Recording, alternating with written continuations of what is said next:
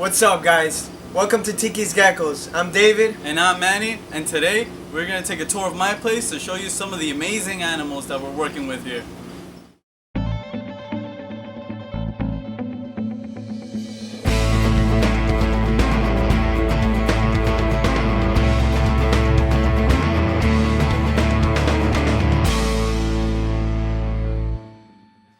So we recently, last year, started getting into the blue tongue skinks, and they've completely won me over. They're very easy to care for, they're very docile, and they're very friendly. Here's actually one of my favorites, and this is one of my largest blue tongues. His name is Homer. Look at that. These guys are absolutely amazing. He is a sunrise cross with the classic.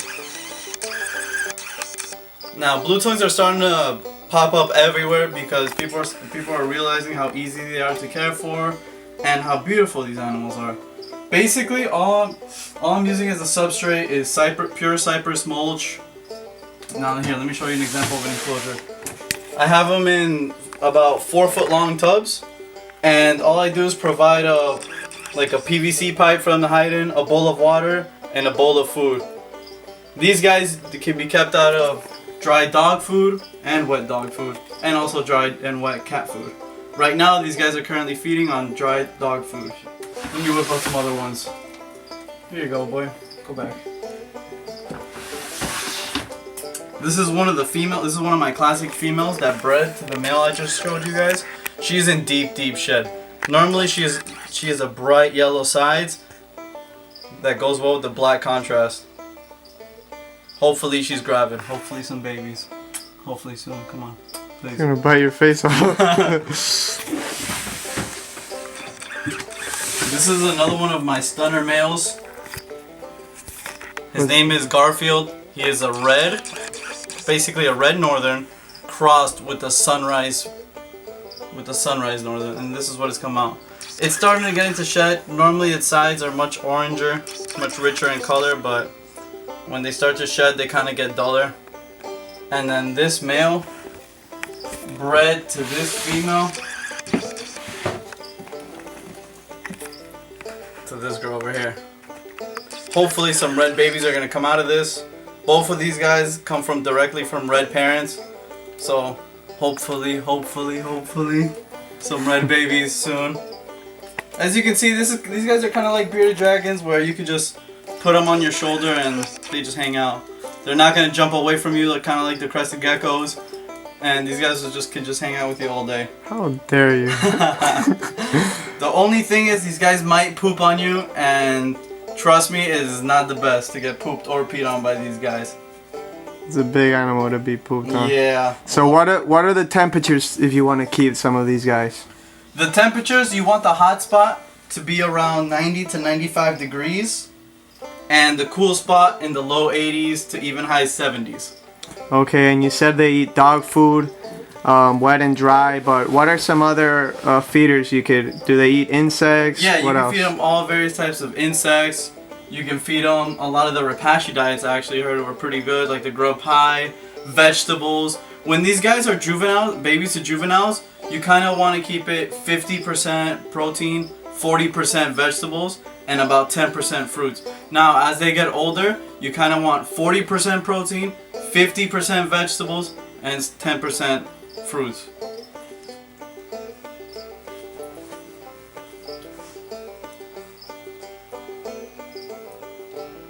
So if you keep dogs, you could keep skinks. As I was saying earlier about the 50% protein, 40% vegetables, and vice versa, the great thing about dog food is a lot. Look at this guys. This girl's fighting back. You know, the good thing about the dog food is they have very similar needs, as in the ratio of protein to vegetables. So that's what really makes them. That's why you can feed the dog food, and as you can tell, they love it. It's about to eat the spoon. It's trying to. She's gotta eat. Hopefully, she's eating for more than one. That's Manny trying to say he hopes she's gravid. pregnant. They're Live pregnant. birth. They give live birth, which is really, really cool. So hopefully one day I'm just gonna open the tub and you're gonna see 4 or 5 or 6 babies just running around. You want some more? This guy is a pooping machine. You want some? Yeah, you smell it? Oh, whoops. Oh, okay, too late. Yeah, it's gone.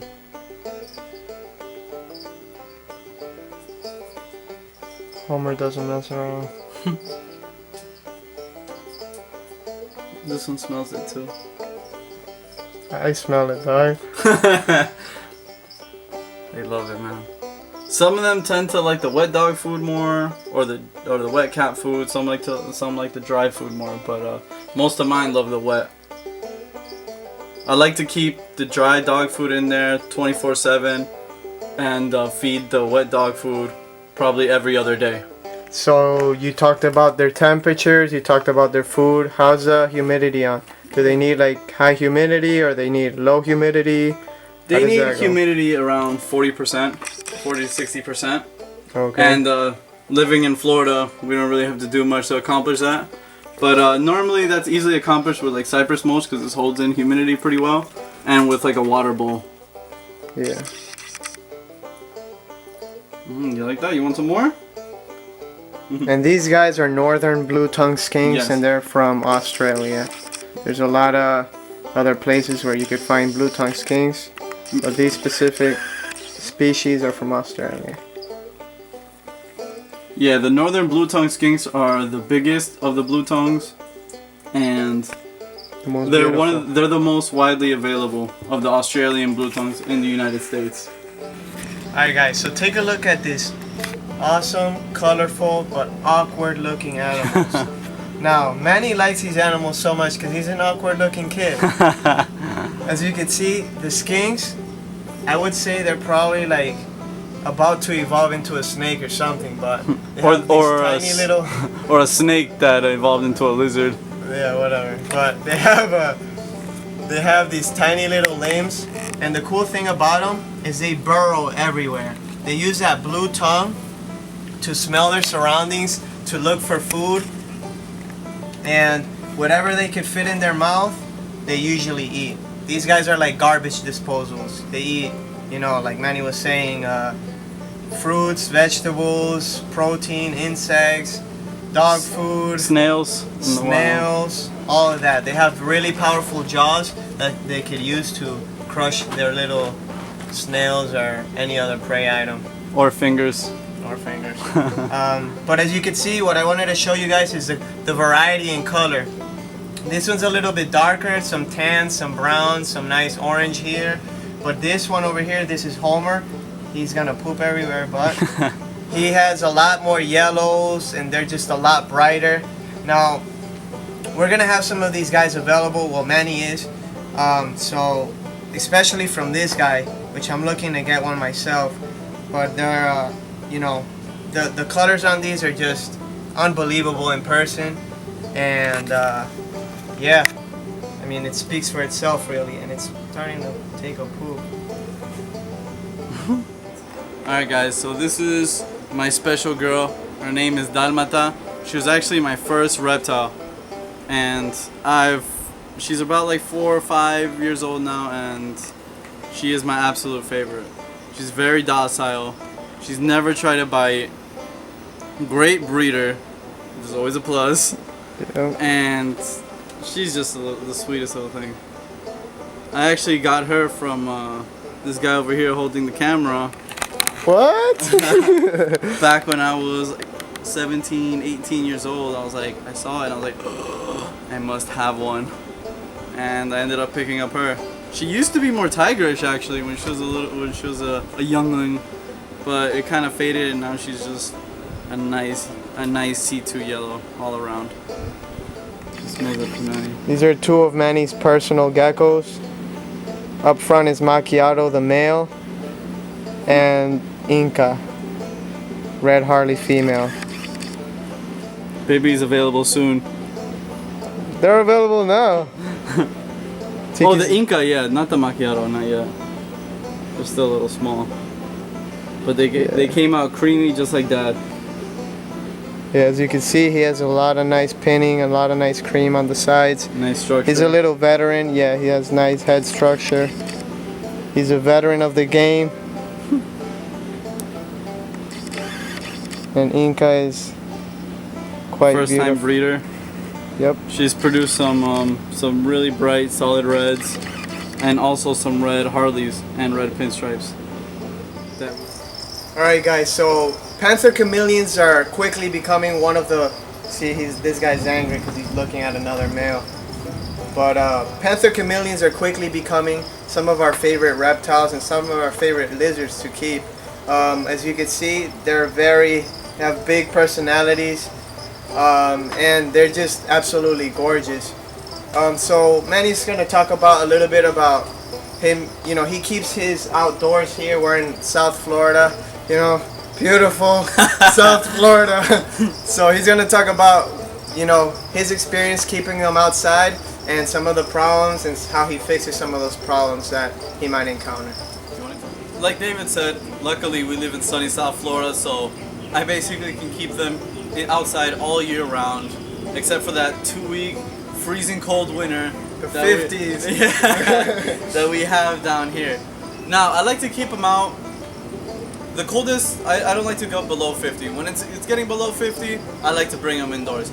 Now, the way I kind of house them outdoors, I kind of put a tarp over the top in case there's a torrential downpour like we occasionally have in Florida. You know, something like to give 5 minutes ago. Yeah, like something to give them a little bit more cover. Also, I like to stick a big plant in there, like an umbrella plant or something with a bunch of stakes. And each of them has an individual sprinkler system, so they get misted 3 times a day is what I like. In the summer, 3 times, like 5 minutes, 6 minutes. When it's like in the winter, probably like 2 or 3 times, but like 2 minutes, you know, because when it's hotter, they need a little bit more of the rain and it kind of cools them down. Also, the tarp kind of provides like some shade spots for them to kind of cool down when they want to. And another thing, I don't know if you can see, but I kind of have a tarp also in between all the cages so they can't see each other. If they see each other too much, they kind of can get stressed out, or they might want to breed, and the female can go gravate with infertile eggs, and you never want that. Some of the things I have to worry about out here is mainly ants. Ants in South Florida are everywhere, and they could do some real serious harm to your chameleons. Now, what I kind of like to do is, it might look a little messy in the bottom, but I kind of do that on purpose. The ants seem to not go up as much when it's kind of dirty versus when it's clean. And another thing is, when the cricket or a roach dies in there that went uneaten, Take it out immediately. Take it out immediately, or else the ants are gonna swarm it, and you never want that. So like I was saying, the ants don't really go up as much when it's kind of dirty, and the chameleons are always up, so they stay safer that way. You know, they can kill your chameleons if you know the ants. So like Manny was saying, he has this misting system outside which he could, you know, put it out there for 3 minutes, 3 times a day, and it's totally fine. But with these screen cages, if you have, you know, your chameleon indoors, it might get a little messy around the surrounding area where you house your chameleon. So what I do is I mist 2 or 3 times a day. I don't mist for 3 minutes. I give a good heavy misting. But what I also like to do, and I've, you know, had recommended by a lot of, you know, professional breeders and all that, is to actually give your chameleons a bath, not a bath, a shower, every week or so. And what you would do basically is you can put like a big branch inside of your shower, and you let you let some of the shower water rain down, but you don't want it to be blasting. So if there's a way that you could, you know, manage the water so it's not super hard, or maybe don't turn up the water all the way, that's a good way to, you know, keep your chameleon hydrated. A lot of times they'll sit under that water, they'll soak up a lot of that water, they'll drink, and it's a good way to keep them hydrated, and you're not gonna have to, you know, miss for 3 minutes, you know, 3 times a day inside your house, where, you know, you could have other things and it's gonna be a problem. Now, what can happen if, let's say, I don't shower my chameleon, or it's not humid enough? So if you guys are not giving enough humidity, obviously your chameleon can become very dehydrated, and if they don't have enough time under the misting system or under a shower, their eyes can start developing infections, because chameleons do need to clean their eyes. When you see your chameleon rolling his eyes, that means they're cleaning them. So when you guys put the chameleons in the shower, or give it a long, period of misting, or long time that it's underwater, it's gonna start to roll its eyes. It's gonna sit there, and it's gonna get water in its eyes, and it's gonna wash its eye out. So that's very important. I didn't know that when I was beginning, so it's definitely something that you guys should know. And with housing them outdoors, I don't need to shower these guys because I have a misting system and a timer.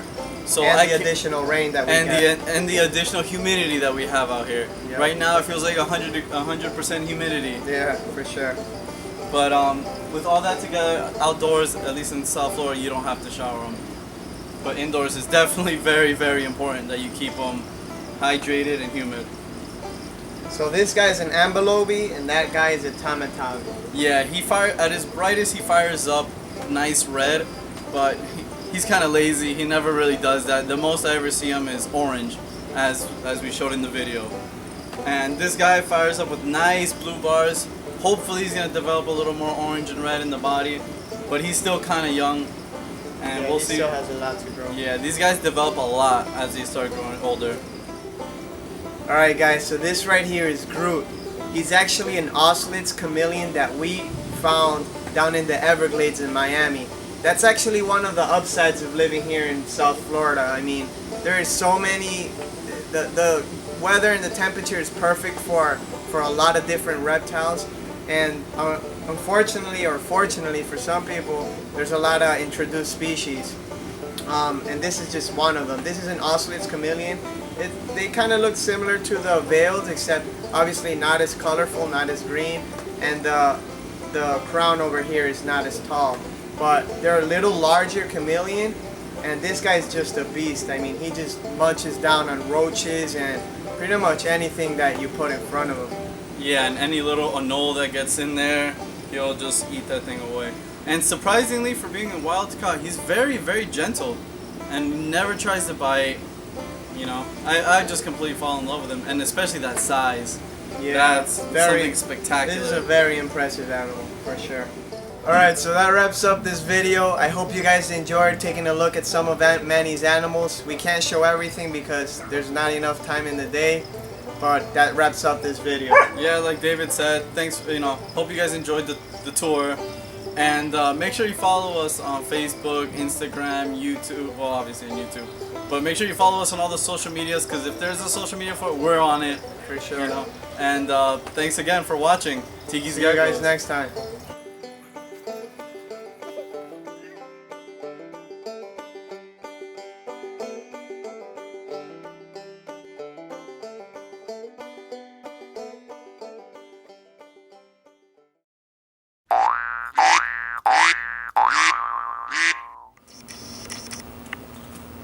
Oh, it's nice. Some of the wildlife here in the background. South Florida, trying to feed these young anoles. Oh shit!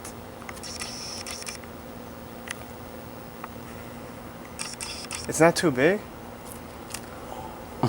Hand feeding wildlife. Florida, baby, what's good? That's awesome. Let me feed the other one.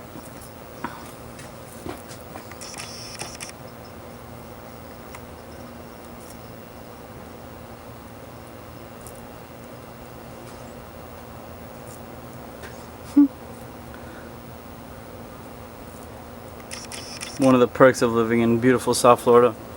You see this one has a nice dorsal stripes, while you see this one over here has more of a speckling kind of pattern.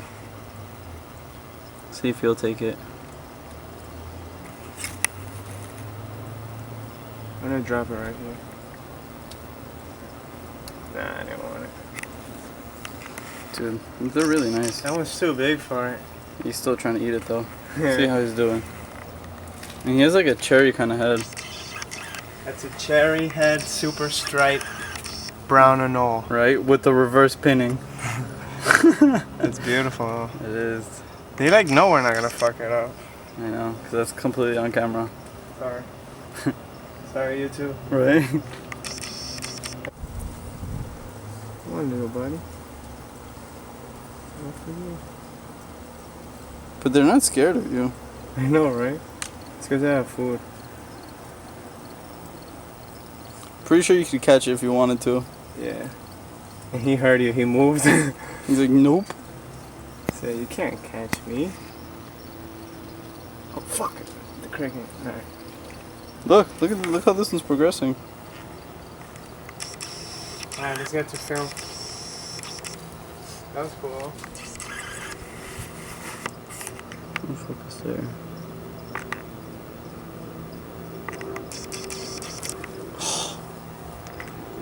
I want to play. Got crested geckos. We got crested anoles. It's nice, man. You name it. You see the regenerated tail?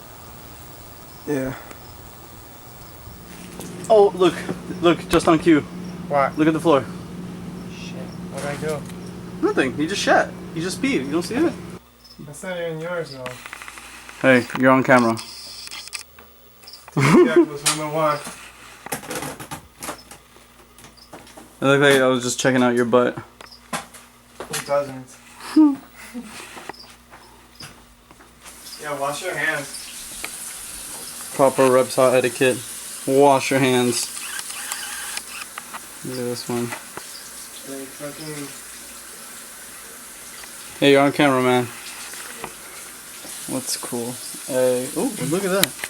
Bunch of eggs down there. Chameleon, gecko eggs. Chameleon gecko? No, chameleon and geckos. And blue tongue eggs. Ah, just kidding. They give live birth. Making sure you guys are paying attention. Alright, let's take one of these bad boys outside. Look at this little girl. Unfortunately, she didn't make weight, so she hasn't bred yet. But hopefully soon. Alright, come on. Look at that stare. Yeah, all day, dog. This right here is Groot. Woo! Bloopers.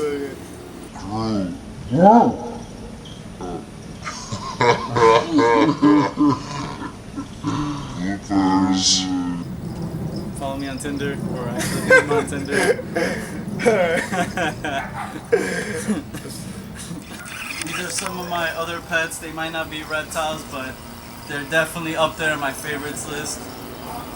You know, I have a few dogs, a cat, and a few other pets here and there. You know, besides the reptiles, I'm also a mammal person. She's a good girl. Adios.